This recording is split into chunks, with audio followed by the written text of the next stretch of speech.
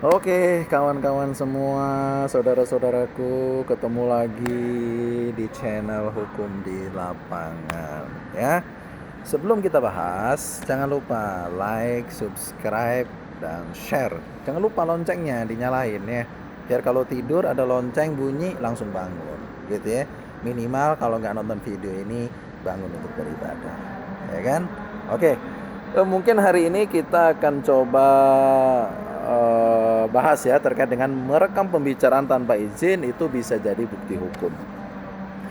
Pernah nggak sih kita semua ini sedang berbicara dengan seseorang, lalu diam-diam ada yang merekam pembicaraan kita, atau mungkin kita sendiri juga yang merekam pembicaraan orang lain gitu ya. Itu ya sebaliknya. Nah, ternyata mungkin ada sebagian yang baru tahu nih, ternyata percakapan kita ini direkam gitu. Nah, lalu hal tersebut melanggar hukum atau tidak? Gitu. Ya kan?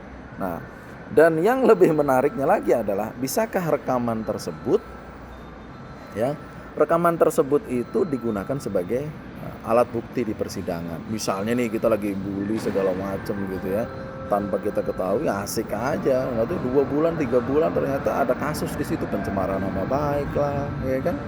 Ada hal yang lain, tiba-tiba rekaman kita itu dipakai nih sebagai alat bukti gitu.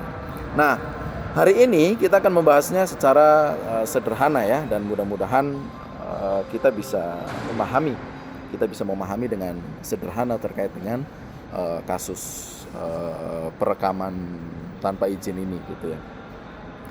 Banyak orang mungkin menganggap bahwa setiap rekaman otomatis menjadi alat bukti yang sah gitu. Padahal tidak sesederhana itu ya. Pokoknya hukum itu belum tentu. Yang dikatakan pasti belum tentu. Yang dikatakan tidak pasti pun yang kita sepelekan itu juga belum tentu juga gitu ya. Pokoknya sesederhananya seperti itu. Nah, dalam praktek hukum, rekaman itu sering menjadi salah satu alat bukti yang menjelaskan suatu peristiwa. Mau bukti suara, mau bukti video, foto, dan lain sebagainya. Gitu ya. Mungkin di sebelum-sebelumnya saya sudah baca terkait dengan foto, terkait dengan segala macam gitu ya. Hari ini terkait dengan suara. Nah, namun yang dinilai ini bukan hanya soal rekamannya. Gitu ya. Yang mungkin juga penting adalah terkait dengan bagaimana sih rekaman ini diperoleh, ya, direkam.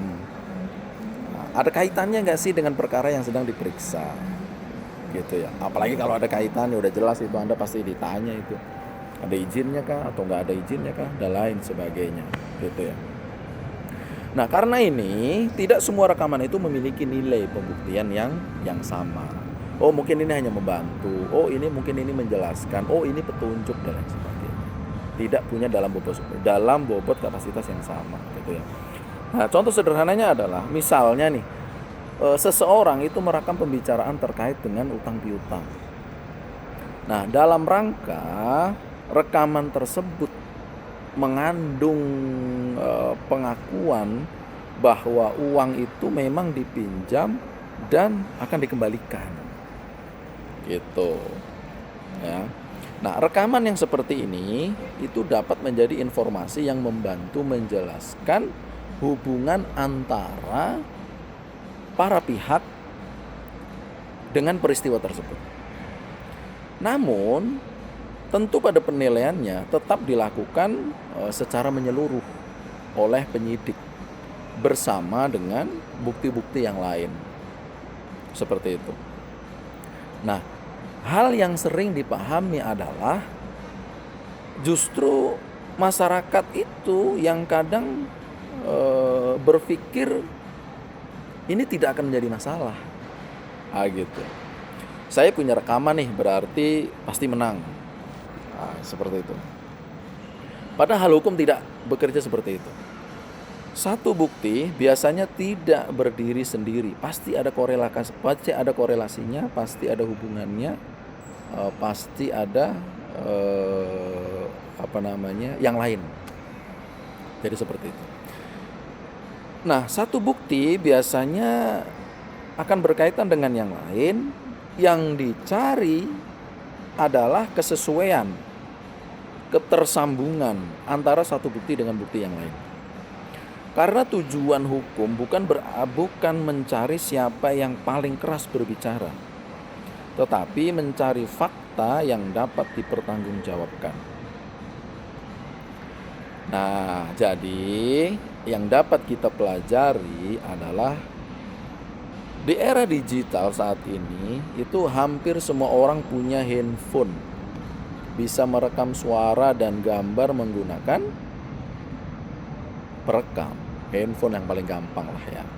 Karena itu masyarakat perlu memahami bahwa teknologi memang membantu pembuktian, namun penggunaan teknologi juga harus dilakukan secara bertanggung jawab dan tidak melanggar hak orang lain, privasi orang lain dan lain sebagainya. Nah, jadi kesimpulannya untuk video hari ini adalah rekaman pembicaraan dapat memiliki nilai penting dalam menjelaskan suatu peristiwa hukum. Namun kekuatan pembuktinya tetap harus bergantung pada konteks, cara perolehan, dan keterkaitannya dengan bukti yang lain. Gitu ya. Nah, jadi menurut kawan-kawan, saudara-saudaraku semua, kira-kira nih apakah merekam pembicaraan tanpa sepengetahuan lawan bicara itu etis atau tidak etis, melanggar hukum atau tidak melanggar hukum? Silahkan kita bahas di kolom komentar. Jangan lupa like, subscribe, dan nyalakan loncengnya. Terima kasih, saya Kawali. Inilah hukum di lapangan.